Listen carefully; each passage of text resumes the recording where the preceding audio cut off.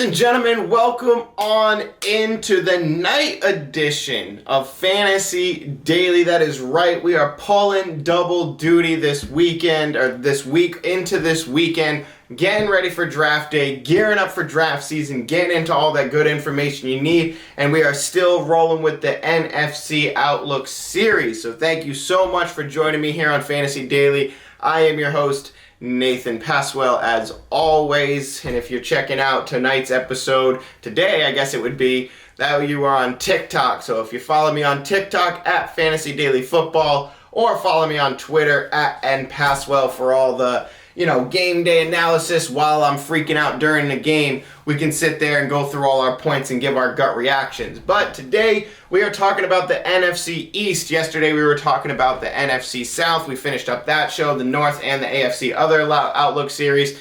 That is all on YouTube. So if you guys are here on YouTube, thank you so much for joining me and subscribing and all that stuff. If you're on TikTok, thank you for joining me. If you're on TikTok, hold your questions to the end. I hang out with you every time on TikTok, so if you guys follow me there, sometimes you'll get the live stream of the actual show, so you get to see it happen in real time, as well as, be able to sit there and hang out with me at the end to ask questions. So today, before we get in, we have got some quick points that I'm going to talk about. At first, we are talking about Nick Westbrook-Ikhine getting the nod as the wide receiver 2 in Tennessee this morning. So it looks like Nick Westbrook-Ikhine is going to be the de facto number 2 behind Robert Woods. So exciting for him. Going to see what he can do there with Ryan Tannehill. We talked about that team a little bit on that show. So if you wanted to check out, I think it's the AFC. One of the AFC shows, we do kind of touch on Nick Westbrook-Ikhine a little bit, so check that one out. Another little piece of hype news, we got Tyler Conklin hype going up, and that is apparently a favorite target for Zach Wilson. The Athletic reporting today that Tyler Conklin is going to be a player that they find hard to take off the field. So a little bit of tight end hype in a year, just like every other year, where tight end is a very, very thin class. I usually don't rule off any tight end, even team dependency. Zach Wilson would be able to withstand, kind of carry a tight end 2 value with tight end 1 upside, depending on the touchdown volume that comes his way. So something to keep on your radar there, especially if you're somebody who likes to roster quite a bit of tight ends. Moving on to some pup news, we got Chase Young and Chase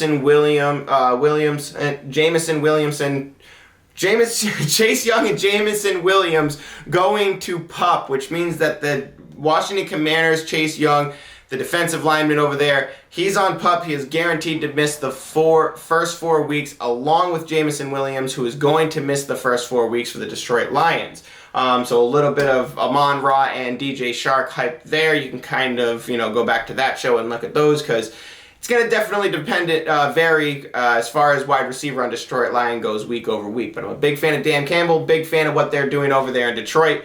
So we got to keep an eye on that. So let us get rolling right into the Outlook series for each team like we do every day. And today we are talking about the Washington Commanders. Now, if you're new to this series, what we like to do is, if you've been living under a rock, you haven't done anything since Super Bowl, we like to give you the team structure of the team. That way you can kind of know where you are today compared to where the team was when you left off. So we got quarterback Carson Wentz coming over from the Colts. We got wide receiver Terry McLaurin, Curtis Samuel returning. We got Jahan Dotson, the wide receiver that they drafted this year, along with running backs Antonio Gibson and J.D. McKissick, newly acquired through their draft Brian Robinson, and you have tight end Logan Thomas, who was actually activated off of PUP today. So really excited for having Logan Thomas back. But let's talk about Carson Wentz for fantasy.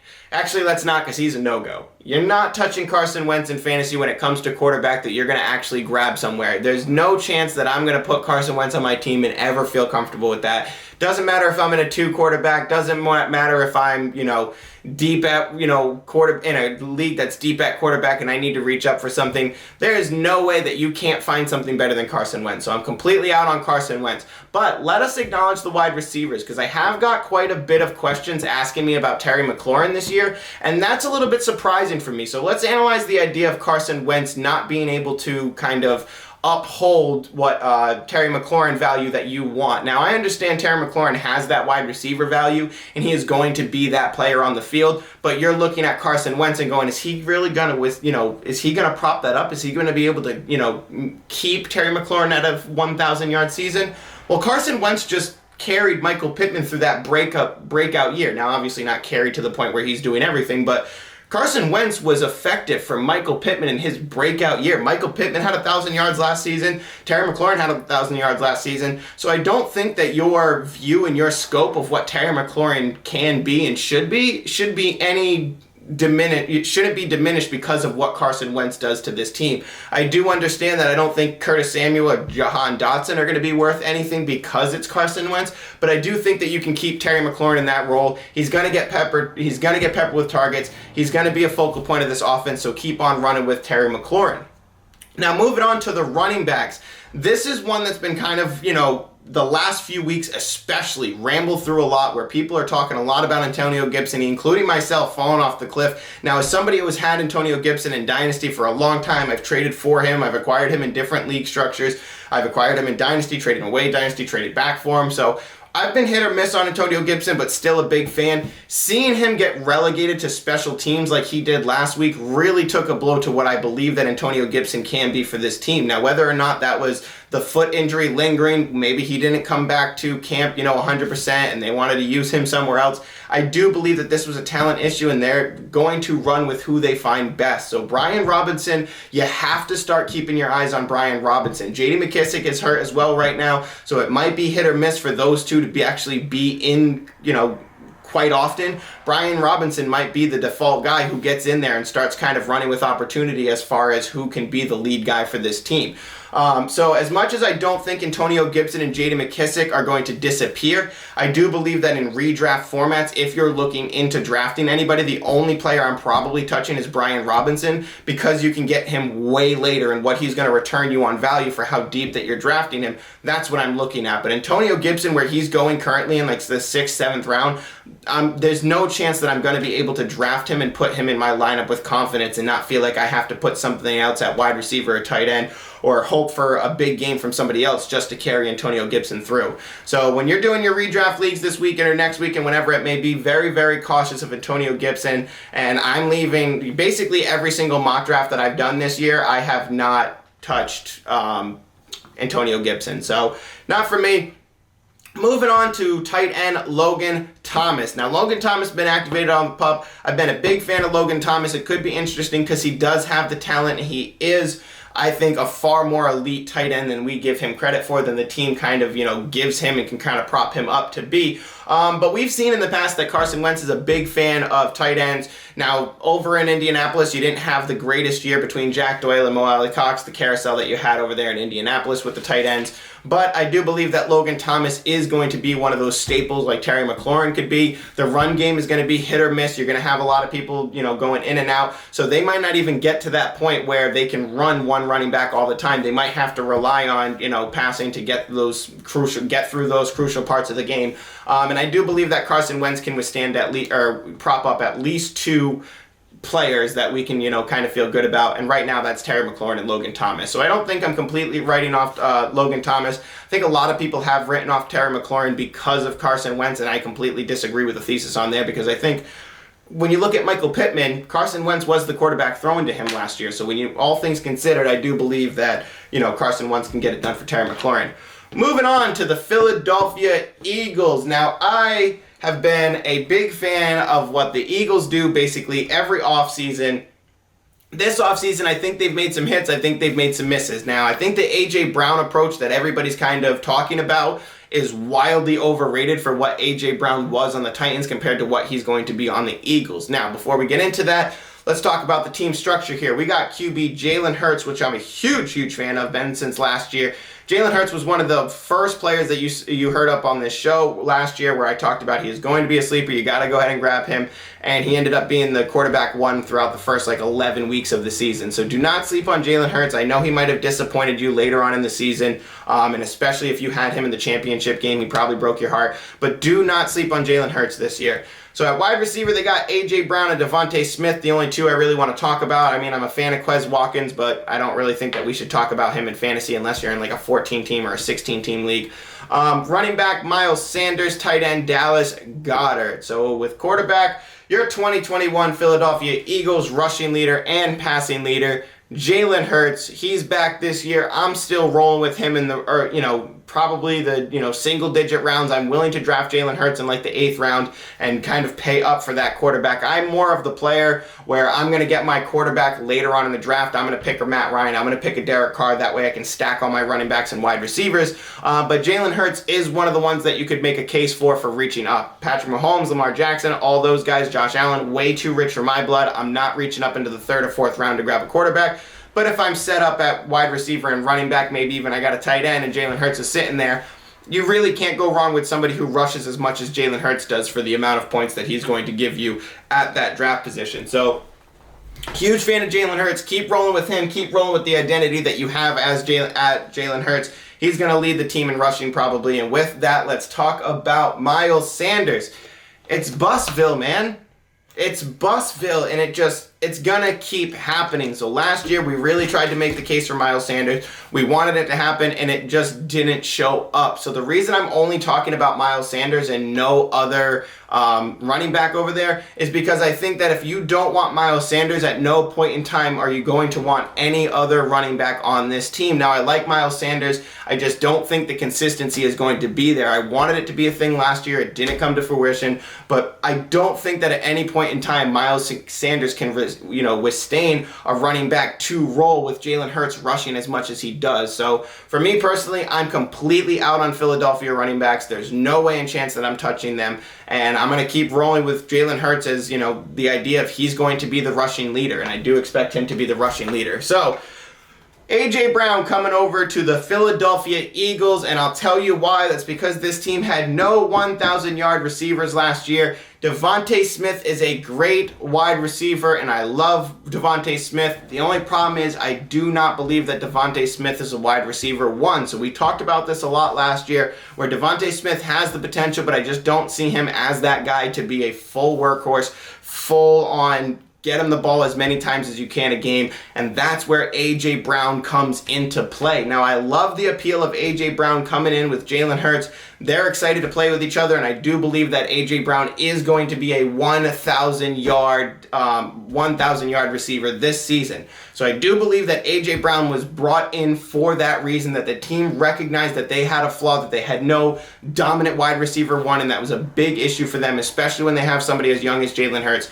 So I think that getting A.J. Brown is huge for them. He will get on 1,000 yards this season. The only problem is I don't know how much he's going to do as far as touchdown totals. I don't know if he's just going to clear 1,000 yards. I don't know if he's going to get the reception totals that you want.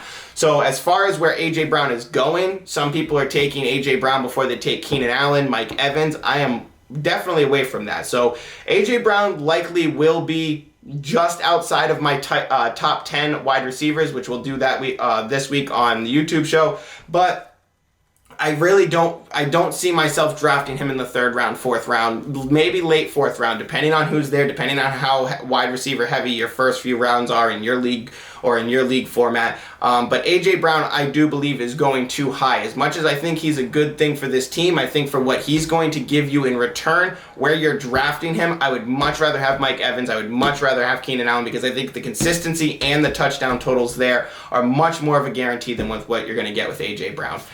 Moving on to tight end, Dallas Goedert. He is in a nice little draft pocket that I'm excited for. So when teams are already being built and they're kind of working on their tight end structure, they draft one tight end, they draft another tight end, and it kind of starts falling through. Dallas Goedert has found himself in this nice little pocket where if you're stacked up at wide receiver, running back, maybe even got your quarterback, you could be looking at skipping a couple rounds and then getting Dallas Goedert as your tight end 1 and kind of grabbing him and streaming upside players throughout the season. I think Dallas Goedert could have that consistency with the touchdown upside. So for where Dallas Goedert is going in drafts, I'm a huge fan of being able to draft him. Maybe even if you're one of the players, like sometimes I like drafting 2 tight ends in a smaller league format. Maybe if you're like in a 10-man league or something like that, you can draft 2 tight ends, have one that you really like, and then the second one is almost trade bait because you did so well drafting at the beginning. Now you can throw a second one on there and kind of hang on to him. So I like Dallas Goedert. I like the upside of him. I like the appeal of it. I'm a big fan of Philadelphia and what they've done this year.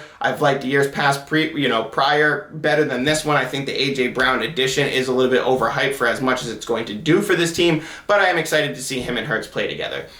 Moving on to the team that I believe no matter what will win this division just because they've done the work. They've done the work, it's on the paper, and we're talking about the Dallas Cowboys. Now, I got some bold predictions coming here. I am by no means a Dallas Cowboys fan at all, but I got some bold predictions that we're going to talk about on the Bold Prediction Show this week. But let's talk about the Dallas Cowboys. We got QB Dak Prescott, Dak Attack. We got wide receivers CeeDee Lamb, Michael Gallup, James Washington. We got running backs Ezekiel Elliott and Tony Pollard, and we got tight end Dalton Schultz.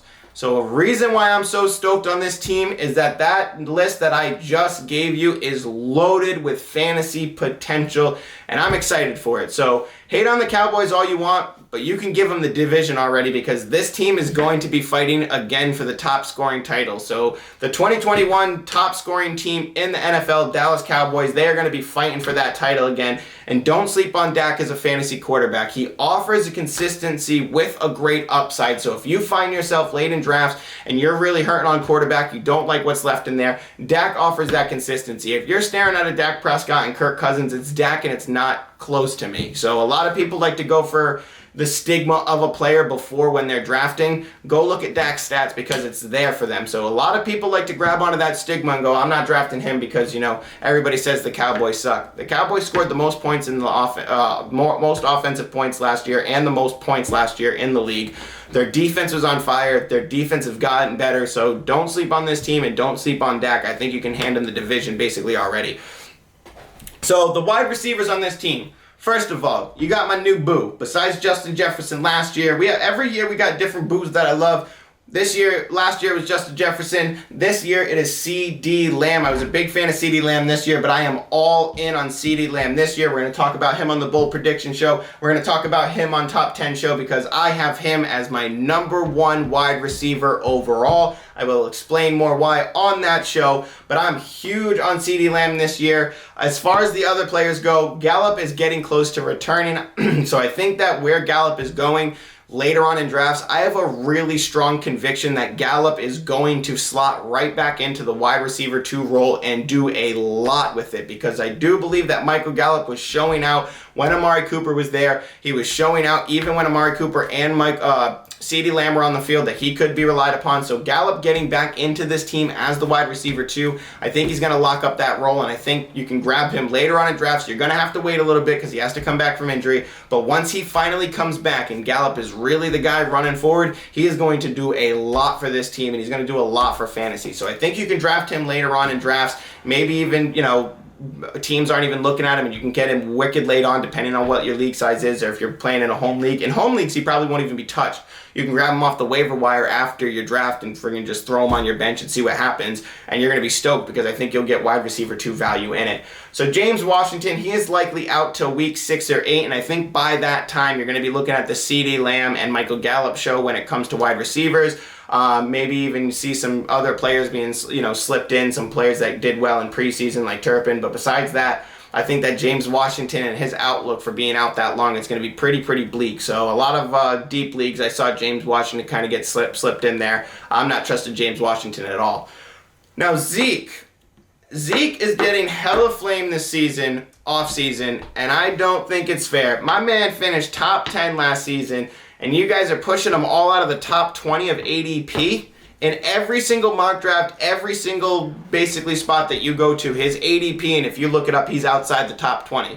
Y'all are doing Zeke way too dirty, but that's okay. Because now that we've done this, we can hit reset and go, no, you should be drafting Zeke as a top running back, as a running back 1. But now that we've done this carousel all offseason and all summer, Zeke is falling to the 3rd round to where you could get Zeke as your running back 2 if you do it right. So as much as I don't think that Zeke should get the shade that he is going to get, he is falling into a very nice spot where you could get somebody like a, Nick Chubb and then Zeke as your running back 1 and 2, and you'll be stacked at running back for quite a while. So I do believe Zeke is going to fit right back into where he was last year. You look at the stats, he had him. He wasn't the big flash out of the pan guy, but for the expectations that we're putting on Zeke, we don't give him enough credit for what he is and what he's going to be. The consistent value, where you can draft Zeke, I'm absolutely all about it right now. Tony Pollard will be involved, but I do believe you're going to see a lot, just like they said this offseason. You're going to see Tony Pollard get a lot of work in the slot. Zeke and Pollard will be on the field at the same exact time.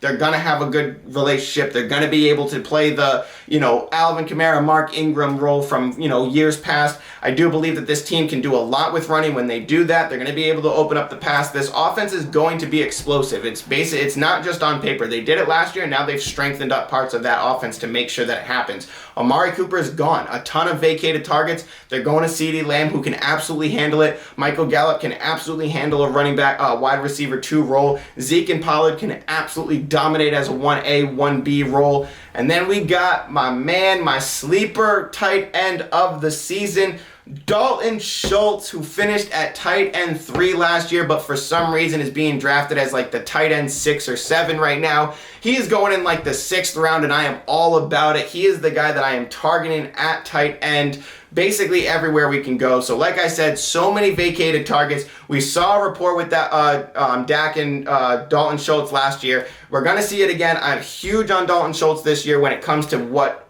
he can turn into. So I'm rolling right in with Dallas. I'm all in a lot of these players, and I think that a lot of them are going to definitely return the value for what you're drafting them, and even some of them are going undervalued in drafts to the point where you can pick them up and really stack your roster, which we will talk about on the Draft Tips and Strategy show coming at you this week as well. A lot of shows this week, so you guys make sure you stay tuned. You got to make sure you stay tuned because we go through a lot here. Fantasy season is coming. We got a lot of work to do. Let us keep rolling right on because I only got a few more minutes before I got to cut the show off to make sure I keep you in the time allotted. Let's talk about the New York Football Giants.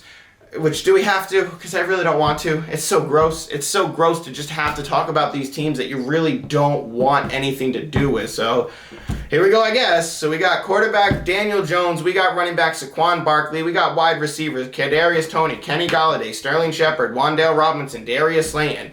We got tight ends Ricky Seals-Jones, I guess, maybe. I don't know. I don't care either. So Daniel Jones, who admittedly I once wanted to be a dual threat quarterback, I wanted him to be able to throw the ball, be able to run the ball, and kind of give the New York Giants a, modern 2022 look, 2020 look, where they're not the old Eli Mannings of the past, where they just kind of look clunky and wonky, but somehow the Giants out-Giants themselves, and they ended up getting the Eli Manning Jr., who just looks as derpy as the other guy. So Daniel Jones and the Giants, you guys just kind of look foolish right now. There's no chance in hell that I'm ever trusting Daniel Jones in fantasy again, because I did it at one point, and that was silly of me. But I can't do Daniel Jones. You should not be looking at Daniel Jones, even in deep leagues, even in 2 quarterback leagues. I will not do that. So Daniel Jones, all set. Now moving on to the wide receivers, man, there's a lot of good ones here, and I won't lie. The only problem is they are on a trash team, a very, very trash team that I'm not going to trust to put up any sort of consistency at all, especially when it comes to drafting them at that draft price. Now, Kadarius Toney, I will admit, is going at a pretty interesting draft price, so if you're in a deep league, like a 12-man league, and you've kind of muffed up at wide receiver, you've drafted too many running backs, maybe you drafted 2 quarterbacks, even though you should never do that. Don't ever draft 2 quarterbacks if you're in a 1-quarterback league. But if that happens, maybe take a look at Kadarius Toney, because I do believe that Kadarius Toney is an elite wide receiver. It's just the team that he plays on. If you go back and watch the coaches film and you can see the box film, he's open on so many plays. He's tearing apart defenders, and the ball just never, ever, ever comes to him. So to me, this is one of those teams where they can't get out of their own way, and I am not going to put any stock in making sure that one of them return the value that I'm drafting, unless it's way, way later on, and I don't care if I blow a 17th round pick in a 12-man draft. So for the wide receivers, I'm all out on all of those guys. I used to be a big fan of Sterling Shepard, but I think with the injury concern and the absolutely crowded locker room that they have now, there's not much hope that he's going to return that value that I, once thought he could have and he should have had last year especially. All right. At tight end, you got maybe Ricky Seals-Jones, but even then, no thanks. I'm all set. I don't want Ricky Seals-Jones. I don't trust it. It's going to be the most tight end dependent situation probably in the most touchdown dependent tight end there is in the league on the Giants. So this really comes down to team structure. I'm really looking at Kadarius Toney right here, and that's about it. Big fan of Sterling Shepard. I used to be, but team structure alone, there's no consistency here. So you're going to be chasing points, and if you're chasing points in fantasy, you've built the wrong team, you've built the wrong structure. So in redraft, we're talking about draft. This is all draft concerns. This isn't how I feel about players throughout the season, but when we're talking about drafts, avoid any Giants player like this. Yeah, avoid all them. So let's talk about a player that I've gotten a ton of questions on this season, especially my TikTok viewers. You guys have hit me with a lot of questions about this player.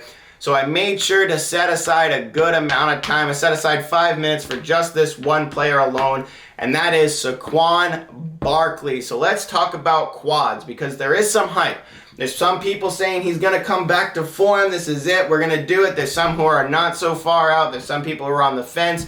And there's really just not much talk for quads that's really straight and narrow where you can kind of, formulate a thesis and base it off of whatever happens. So let's try to break this down a little bit. So I don't like to weigh this show down too much with stats and stuff like that. I try to throw them in quick, but give you basically the review of everything. That way you can get the information, you can get on with your day, because that's what I'm here. I'm here to do the nerdy stuff while you guys go out and have the fun. Then you get the summary from me. You win your championships, you're winning, you're grinning, life is good. So let's break it down. First and foremost, the injuries. Everybody's concerned about the injuries, okay? So we got all 16 games played his first year. He finished as the number 1 back. That was 2018. So in 2018, playing all games, he finishes as the number 1. Fast forward 1 year. 2019, he misses 13 games. This is back when the season wasn't 17 games, so he only missed 3 games. He finished as the running back 10 that season by just missing 3 games. So still pretty far jump from 1 to 10 there. 16 games played in 2022, and then in 2020, he only played 2 games, I apologize, because he tore his ACL, he was done for the season. More like 1 game, because he only played like 12% of snaps in that game that he tore his ACL, so you can't really count that, so we're going to throw that game away. Then in 2021, he played 13 games. So he's missed 20 games over the last 3 years. So accounting for the games where he barely played, I'm not accounting for those, he's missed 20 games in the last 3 years. In 2019, quads had an 83 snap percentage. 83% in 2019, okay? In 2020, he was out for injury. And then in 2021, he had a 61% snap share. That is a 22% snap share drop. That is not just injury and we're waiting for it. There is something wrong with Saquon Barkley as far as how much he can take on in the game. So what you're betting on, if you're betting on him returning to form, you're betting on him turning into that 83% snap share, 83 to 100% snap share player again in the game, right? So now, even if we do give him let's give him 85% snap share, right? When you adjust the stats from his last year, right, playing every single game, and you give him the 85% snap share, Quads only lands at the running back 16. So he went from 30 to 16 by adjusting it for an entire season played out. Quads is not on the trajectory anymore to be that guy he was in 2018. And a bigger problem is he plays on a team that cannot get out of their own way. So if we're really relying on the approach of talent will win out, I get it. And I want it to happen too. I want to speak it into existence as well. But this team is just abysmal. Do they have a history of utilizing good talent? If you go look at Daniel Jones's coach's film, it's not all Daniel Jones. It's some of this play structure where it breaks down almost immediately. So there's offensive line coaching issues. There's, wide receiver coaching issues. There's quarterback coaching issues. There's head coaching issues. It's the ultimate perfect storm of just can't get out of your own way when it comes to the New York Giants. And Quads will be a victim of circumstance for that. So as unfortunate it is, as much as I want Quads to be that guy, when you look at the data, when you look at the stats, it's almost statistically impossible for him to return to top 5 running back status. Now, I will say that his draft price is appealing in the 3rd or 4th round. The only problem is the amount of players that are going around him. It's so much better. There's no chance that I would rather have Saquon Barkley over Zeke, over James Conner, over Nick Chubb. And these are just the 3 that I'm popping off. Because I know that they're around his ADP. I don't have the list in front of me, but there's no chance that I pass on one of them to take the chance on Quads. So me personally, I'm not grabbing Saquon Barkley in any league format unless it's like a 12-man and he falls to like the 5th or 6th round, which he's not. If he happens to be a player, which, you know, there are some leagues that I've been in where it's just like everybody's kind of on the same page. They don't like a certain player, so he ends up falling. Okay, then maybe I'll grab him. Maybe I'll take the chance on him. The only problem is he plays on a team that just can't get it done. And when you adjust his stats, when you give Saquon Barkley the adjusted stat types to say, okay, this is who I want you to be, he still doesn't even break top 15. He falls at 16. So falling from running back 10 to falling to 30, that's a very, very big jump. As much as I love Saquon Barkley, as much as I hate the fact that sometimes players end up on teams where their career almost gets wasted, you gotta be like water. You gotta be honest, especially if you want to win a fantasy football title. So I am out on quads. So I do not mean to end it on such a sad note because I love Saquon Barkley. I love football. We all love it. We wish we could have the best of everything, but you can't. That's why my man Larry Fitzgerald that I'm wearing the jersey, he never got a Super Bowl ring because he had to play on a bum team and he was very loyal to them. So sometimes it doesn't always work out. But for my YouTube people, thank you so much for tuning in. My TikTok people, hang out. We'll answer some questions real quick. Thank you so much for tuning in. I'll talk to you. Take care.